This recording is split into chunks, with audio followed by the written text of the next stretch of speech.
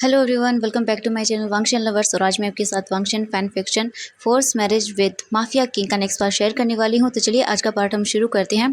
तो इससे पहले वाले पार्ट में हमने देखा था कि जियांग जियांग ने हमारे लैंस एजेंट के साथ क्या किया था। आप सबको अंदाजा तो लग ही गया होगा कि उसने क्या किया होगा हमारे लैंस एजेंट के साथ। तो अब देखते हैं। उसके बाद हमें 2 घंटे बाद का सीन दिखाया जाता है। वांग जी का घर यानी कि लैंड मैंशन के अंदर हमें लैंस एजेंट का रूम दिखाया जाता है। लैंस एजेंट के रूम के अंदर वांग जी बस अपने ब्रदर को देख रहा था कि उसके गगह बिल्कुल बिना किसी इमोशन के बेड पर सोए हुए हैं और उसके फादर यानी कि लैन किरण उसके पास बैठा हुआ है, उसके फेस को सहला रहा है, उसे बार बार चेक कर रहा है। वांग जी इस वक्त इतने गुस्से में था कि वो अपने इमोशंस को कंट्रोल ही नहीं कर पा रहा था। वो बहुत मुश्किल से अपने आप को कंट्रोल कर रहा था। वो बस एक बार उसे पता चल जाए ना था कि वो कौन है वो, तो वो उसे सच में मार डाले। इस वक्त इतना गुस्सा था वांग जी के अंदर। वांग जी जल्दी से अपने फादर के पास जाता है और बोलता है, फादर मैं उन सबको मार डालूंगा डैडी, मैं मार डालूंगा उन सबको। लैन किरण वांग जी को शांत कराती है और बोलते हैं, वांग जी पहले शांत हो जाओ, ठीक है, पहले शांत हो जाओ बेटा, तुम पहले हमें सिचन को संभालना होगा, हम ये सब बाद में देखेंगे। वांग जी गुस्से में बोलता है, नहीं डैड, मैं उन्हें मार डालूंगा। उनकी हिम्मत कैसी हुई मेरे ब्रदर के साथ। लैन किरण वांग जी को शांत कराता है, लेकिन वांग जी शांत होने का नाम ही नहीं ले रहा था। उसे बस इतना गुस्सा आ रहा था कि वो बता नहीं सकता था। फिर वो जल्दी से अपने फेस को टर्न करता है। वहीं पास में साउशिंगचन खड़ा हुआ था। वांग जी जल्दी से उसके पास आता है, उसकी ओर देखता है और बोलता है, साउशिंगचन मुझे 1 घंटे के अंदर सब कुछ जानना है। मुझे नहीं पता तुम कैसे करोगे, क्या करोगे, मुझे कुछ नहीं पता, लेकिन मुझे जानना है किसने किया। साओ शिंगचैन वांग जी की ओर देखता है और बोलता है, ठीक है वांग जी। फिर वो जल्दी से अपना फ़ोन निकालता है, वांग जी से थोड़ा साइड होता है, कुछ बात करता है। फिर वो वापस वांग जी के पास आता है और बोलता है, वांग जी मैंने बात कर ली है, तुम चिंता मत करो, उनसे जितना जल्दी होगा। वांग जी गुस्से में बोलता है, मुझे जल्दी नहीं, मुझे ये नहीं सुनना, मुझे बस जानना है। तुम समझ रहे हो ना। साओ शिंगचैन वांग जी को ऐसे देखकर समझ रहा था कि वांग जी इस वक्त क्या फील कर रहा है। साओ शिंगचैन जल्दी से वांग जी के पास आता है, उसे गले लगाते हुए बोलता है, वांग जी शांत हो जाओ। वांग जी साओ शिंगचैन को हग कर लेता है और उसकी आंखों से ना आंसू आने लगते हैं। वांग जी अपने आंसू को कंट्रोल ही नहीं कर पा रहा था। साओ शिंगचैन वांग जी का बहुत अच्छा फ्रेंड था, उसके कॉलेज टाइम से उसका फ्रेंड बन गया था। वांग जी और साओ शिंगचैन एक दूसरे के साथ बहुत अच्छे फ्रेंड्स थे। फिर वांग जी ने उसे अपनी कंपनी में जॉब दे दी, तब से ही वो उसके साथ रह रहा है। साओ शिंगचैन वांग जी को जानता है, पूरी तरह से जानता है कि वो कब गुस्सा होता है, कब वो काम डाउन होता है, वो सब जानता है वांग जी के बारे में। इस वक्त वो वांग जी की हालत देखकर समझ गया था कि उसे क्या फील हो रहा है।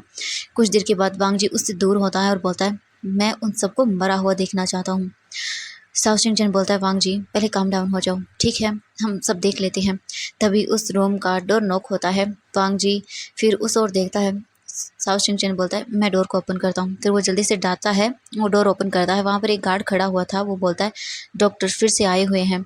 साओ शिंगचैन बोलता है, ठीक है, उन्हें अंदर ले आओ। फिर वो बॉडी गार्ड वहाँ से चला जाता है। कुछ 5 मिनट के बाद फिर रूम के अंदर डॉक्टर आता है। फिर वो बोलता है कि आप सब बाहर जाइए, मुझे इन्हें फिर से चेक करना है। वांग जी और लैन किरण और साओ शिंगचैन फिर रूम से बाहर चले जाते हैं। वो डॉक्टर फिर सिचन को अच्छे से चेक करता है। लगभग 20 मिनट के बाद वो डॉक्टर बाहर आता है और वांग जी की ओर देखता है और बोलता है, देखिए आपको इस वक्त उन्हें संभालना होगा। उनके साथ जो भी हुआ है वो वांग जी बस अपनी मुट्ठियों को ना बंद कर लेता है। डॉक्टर ये देख लेता है, फिर वो कुछ नहीं बोलता और बोलता है कि प्लीज़ आप उनका ख्याल रखिएगा और उनसे ना कुछ ये सब चीज़ें मत पूछिएगा, क्योंकि वो होश में आएंगी तभी हमें उनकी कंडीशन का पता चलेगा कि उन्हें किस हद तक हर्ट हुआ है। क्योंकि बॉडी पर तो जो घाव हैं, जो सब चीज़ें हैं, वो मैं ठीक कर सकता हूँ, लेकिन उसके अंदर क्या हुआ है, वो कैसे मेंटली होंगे, ये हम नहीं बता सकते। ये तो हमें तभी पता चलेगा जब वो होश में आ जाएंगे। वांग जी बोलता है, ठीक है, तो आप यहीं रहिए। डॉक्टर बोलता है, लेकिन वांग जी उनकी ओर गुस्से में देखता है। तो फिर वो डॉक्टर कुछ नहीं बोलता और वो अपनी गार्ड की ओर देखता है। फिर वो गार्ड उन्हें लेकर चला जाता है एक रूम के अंदर और वो फिर डॉक्टर भी वहाँ से चले जाते हैं। फिर वांग जी मतलब अपने फादर की ओर देखता है और बोलता है, डैड मुझे काम है, मैं जा रहा हूँ। ये बोलकर वो साओ शिंगचैन की ओर इशारा करता है। साओ शिंगचैन फिर समझ जाता है, फिर वो भी वांग जी के पीछे पीछे जाने लगता है। वांग जी और साओ शिंगचैन दोनों अकेले में चले जाते हैं। लैन किरण फिर अपने आप को संभालता है, वो वापस रूम के अंदर आता है, डोर को बंद करता है और वहीं सिचन के पास जाकर बैठ जाता है। वो सिचन की हालत देखता है, मतलब उसके फेस पर पट्टी भी लग गई थी, कई जगह बैंडेज को लगाया गया था, उसका फेस किस तरह हो गया था, उसके मतलब उसके लिप्स वगैरह, उसके मतलब नेक पर वाइट मार्क्स, ये सब चीज़ें थी उसकी बॉडी पर। मतलब लैन किरण ना खुद को संभाल रहे थे रोने से, लेकिन वो फिर सिचन का फेस देखते हैं तो वो अपने आप को नहीं रोक पाते और उनकी आंखों से ना आंसू आने लगते हैं। वो अपने मुंह पर ना हाथ को रख लेते हैं क्योंकि वो डिस्टर्ब नहीं करना चाहते थे। फिर वो अपने फेस को वहाँ से साइड करते हैं और जल्दी से सिचन के बाथरूम में चले जाते हैं। वो उसे बंद करते हैं और फिर वहाँ पर रोने लगते हैं क्योंकि वो वांग जी के सामने नहीं शो कर सकते थे। अगर वो ही ऐसा करेंगे तो फिर वांग जी को कौन संभालेगा। लैन किरण जानता है वांग जी को बहुत अच्छे से कि उसका गुस्सा कितना खतरनाक है, इसीलिए वो वांग जी के सामने नहीं शो कर रहे थे। लेकिन अब जब वांग जी नहीं है तो वो फूट फूट कर रोने लगते हैं बहुत बुरी तरह से। वो बहुत देर तक उस बाथरूम में रहते हैं, अपने आप को काम डाउन करते हैं, शांत करते हैं, फिर वापस से बाहर आते हैं। जब वो बाहर आते हैं ना तो वो सिचन को देखते हैं। सिचन ने ना अपनी आंखें खोली हुई थी और उसकी आंखों के मतलब कॉर्नर से है ना आंसू नीचे गिर रहे थे। जब वो ये देखते हैं तो वो जल्दी से सिचन के पास जाते हैं और बस डायरेक्ट जाकर ना उसे हग कर लेते हैं। सिचन कुछ नहीं करता, बस वो चुपचाप ऐसे ही रहता है, ना ही वो अपने डैड को हग करता है, वो कुछ नहीं करता, बस वो ऐसे ही बस ऐसे ही रह जाता है, वो कुछ नहीं करता। मतलब काफ़ी देर तक वो ऐसे रहता है। फिर लैन किरण देखता है कि सिचन कुछ नहीं बोल रहा, तब वो वापस सिचन की ओर अपना फेस करते हैं, उससे थोड़ा दूर होते हैं और बोलते हैं सिचन तुम ठीक हो ना बेटा। लेकिन सिचन कुछ नहीं बोलता। ये देखकर लैन किरण बहुत ज़्यादा डर जाता है। वो जल्दी से बोलता है सिचन सिचन प्लीज़ मुझसे बात करो बेटा। लेकिन फिर भी वो कुछ नहीं बोलते, बस उनकी आंखों के कॉर्नर से ना आंसू नीचे गिर रहे थे, वो कुछ नहीं बोल रहे थे, बिल्कुल एकदम स्टैचू की तरह थे वो। ये देखकर लैन किरण बुरी तरह से घबरा जाता है। वो जल्दी से डोर को ओपन करता है और वहाँ से भागते हुए चला जाता है। वो जल्दी से सबसे पहले गार्ड से बोलता है डॉक्टर को बुलाओ। फिर वो जल्दी से अपना फ़ोन निकालता है, वांग जी को कॉल करता है।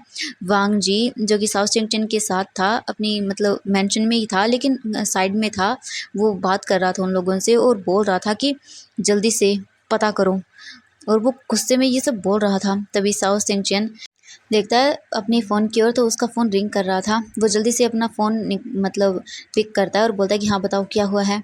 फिर वो उनसे बात करने लगता है। वांग जी फिर अपने फ़ोन को साइड करता है, कॉल कट करने के बाद फिर वो देखता है उसके डैड का कॉल आ रहा है। वांग जी जल्दी से फ़ोन को पिक करता है और वो जल्दी से फिर भागते वहाँ से चला जाता है। वांग जी जल्दी से अपने ब्रदर के रूम के पास आता है और डोर को ओपन करता है तो वो अपने ब्रदर को देखता है। बस वो देखता ही रह जाता है। उसके ब्रदर की जो हालत थी वो समझ ही नहीं पा रहा था। उसे अपने ब्रदर को इसे देखा ही नहीं जा रहा था। डॉक्टर उसे चेक करने की कोशिश कर रहा था, उससे बात करने की कोशिश कर रहा था। लैन किरण वहाँ खड़े हुए थे, उनकी आंखों से आंसू गिर रहे थे, लेकिन सचिन कुछ नहीं बोल रहा था। वो बस ऐसे ही था, मतलब बिना किसी इमोशन के, मतलब उसके अंदर कोई फीलिंग्स नहीं, कुछ नहीं, बस वो चुपचाप ऐसे ही था जैसे वो एक पत्थर नहीं होता या फिर बोल सकते हैं किसी जिंदा लाश टाइप में बन गया था। वो बिल्कुल भी कुछ नहीं कर रहा था। लैन किरण बहुत ज़्यादा डर जाते हैं। वो वांग जी के पास आते हैं और बोलते हैं सिचन सिचन को देखो ना वांग जी क्या हो गया, वो कुछ भी नहीं बोल रहा।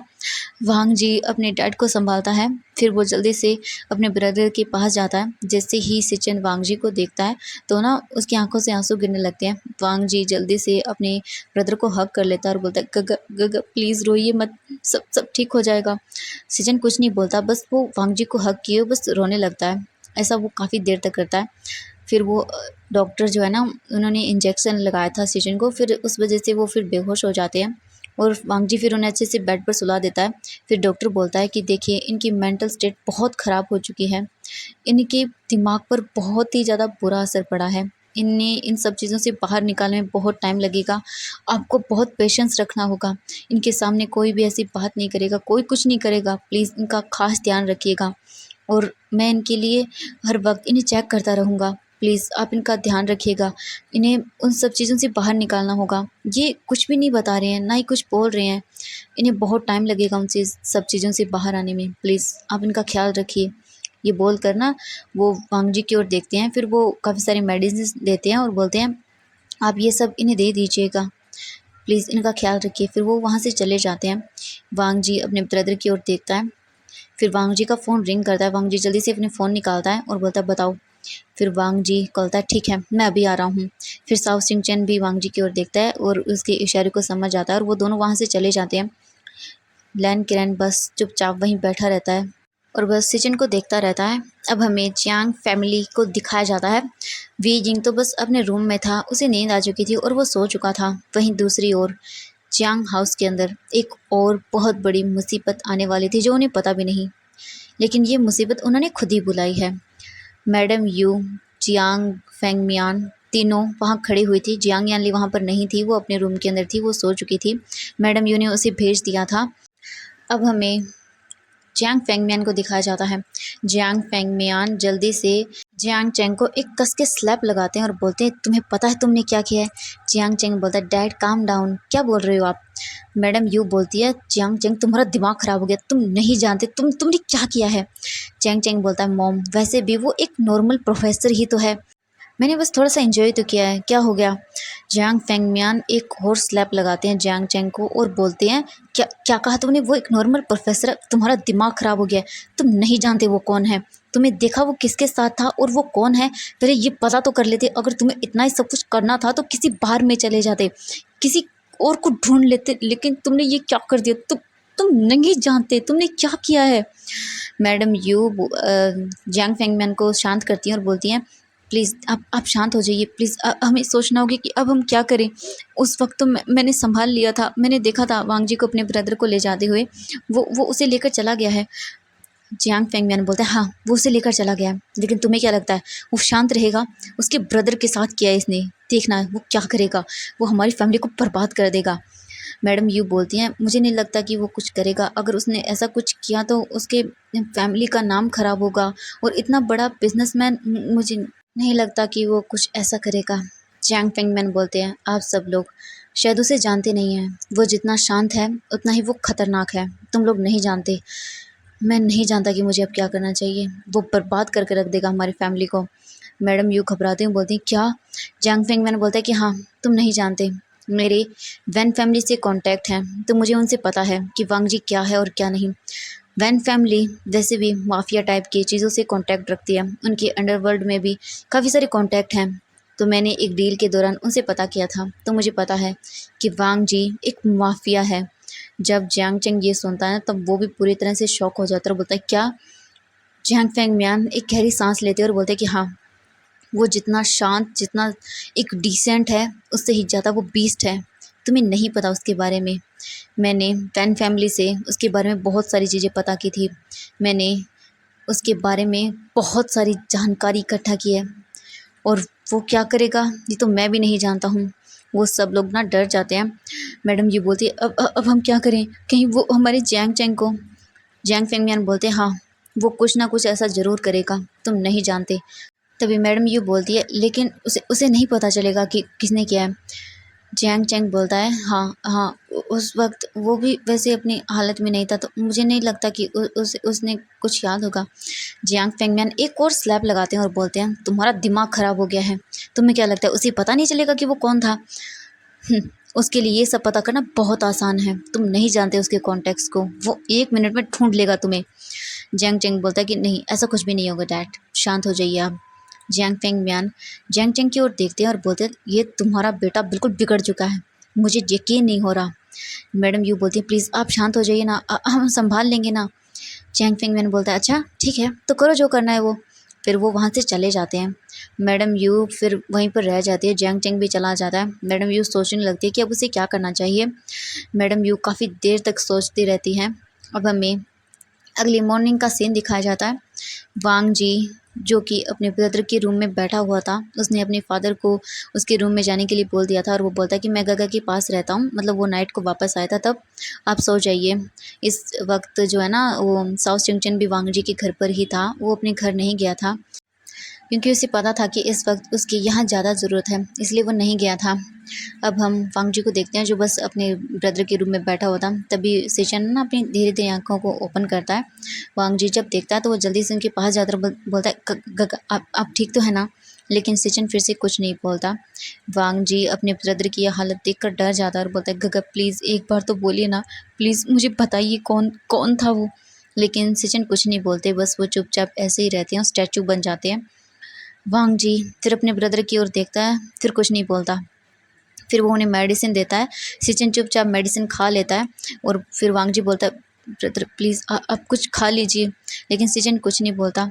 वांग जी अपने ब्रदर को अपनी ओर करता है और बोलता है, गगा प्लीज़ थोड़ा सा तो खा लीजिए, मैं आपको ऐसे नहीं देख सकता हूँ। फिर वांग जी जल्दी से ना खाना लेकर आता है, सिचन की ओर ना खाने को करता है। सिचन चुपचाप खाना खा लेता है, वो कुछ नहीं बोलता, उसके फेस पर ना ही कोई इमोशन, बस कुछ नहीं होता, वो चुपचाप ऐसे ही रहता है। फिर वो खा लेता है खाना तो वांग जी फिर वहाँ से चुपचाप से उन्हें सुलाकर चला जाता है। फिर वो बाहर आता है और अपनी फादर के रूम में जाता है और डोर को नॉक करता है। लैन सिचन जल्दी से है ना डोर को ओपन कर देते हैं और वो बोलते हैं, सिचन कैसा है। लैन क्रैन बोलता है, मतलब वांग जी से पूछता है तो वो बोलता है, गगा ठीक है, मैंने उन्हें खाना खिला दिया है, वो अपने रूम में है, वो सोए हुए हैं। तो लैन किरण बोलता है ठीक है, मैं उसके पास जाकर बैठता हूँ। वांग जी बोलता है ठीक है, और फिर लैन किरण वहाँ से चला जाता है सिचन के रूम में। वांग जी फिर नीचे आता है तो वो देखता है कि जो शाओ सिंचन है वो फ़ोन पर बात कर रहा है। फिर वांग जी उनके पास जाता है और बोलता है, सिचन पता चला। तो शाओ सिंचन बोलता है कि हाँ मुझे पता चला है वांग जी, बहुत सारी चीज़ें, चलो हम सब देखते हैं। फिर वांग जी बोलता है ठीक है। फिर वांग जी शाओ सिंचन के साथ चला जाता है। अब हम पूरे 5 डेज़ के बाद का सीन देखते हैं। वी फैमिली को देखते हैं, यानी कि वी मैंशन को। वी मैंशन में ना सब लोग नॉर्मल हो चुके थे, क्योंकि इतने दिन हो गया ना कुछ हुआ नहीं था, तो वो सब लोग नॉर्मल अपनी लाइफ को जीने लगे थे। वी यिंग अपनी लाइफ के अंदर नॉर्मल था, वो वैसे ही मॉर्निंग हो रही थी तो वो खाना बना रहा था, खाना बना के टेबल पर लगा देता है और एक एक करके ना वी फैमिली के जितने भी मेम्बर्स थे, मैडम यू, वो सब आ जाते हैं और डिनर को करने लगते हैं। वी यिंग बस चुपचाप उन्हें किचन से देखता रहता है। तभी ना अचानक से उस घर के अंदर इतने सारे गार्ड्स आ जाते हैं। सब लोग हैरान रह जाते हैं, सबके पास गन्स थी और आकर खड़े हो जाते हैं। तभी सभी लोग गेट की ओर देखते हैं। यांग फेंगमियान बहुत बुरी तरह से डर जाते हैं। फिर वो अपने सामने वांग जी को देखते हैं, जो वहाँ खड़ा हुआ था बिल्कुल ब्लैक अटायर के अंदर, इतने गुस्से में उसकी आंखें पूरी रेड हो चुकी थी। वो जल्दी से आता है। जैंग फेंगमियान तो पूरी तरह से डर से कांप रहे थे कि ओ माय गॉड ये क्या हो गया, ये यहाँ। सभी लोग ना जल्दी से डाइनिंग टेबल से खड़े हो जाते हैं और वांग जी की ओर आने लगते हैं। जियांग फेंगमियान मैडम यू की ओर देखते हैं और बोलते हैं, तुम बच्चों को अंदर लेके जाओ। लेकिन वांग जी उन सब की ओर देखता है और बोलता है, कोई कहीं नहीं जाएगा। जियांग फेंगमियान जब ये सुनते हैं ना वो बहुत डर जाते हैं। फिर वो सभी लोग चुपचाप वहाँ पर खड़े रहते हैं। वांग जी आता है, उस पूरी फैमिली की ओर देखता है। वांग जी के हाथ में एक गन थी। वो देखकर तो जियांग फेंगमियान पूरी तरह से डर जाते हैं। वांग जी उन सब की ओर देखता है और बोलता है, मुझे आपकी बेटी चियांग यानली से शादी करनी है। जब मैडम यू जियांग फेंगमियान ये सुनते हैं ना तो वो पूरी तरह से सरप्राइज रह जाते हैं और बोलते, क्या। वांग जी उनकी ओर देखता है और बोलता है, मुझे अपनी बातें दोबारा रिपीट करने की आदत नहीं है। मैंने क्या कहा, मैं आपकी बेटी जियांग यानली से शादी करना चाहता हूँ। आपको समझ आया या नहीं।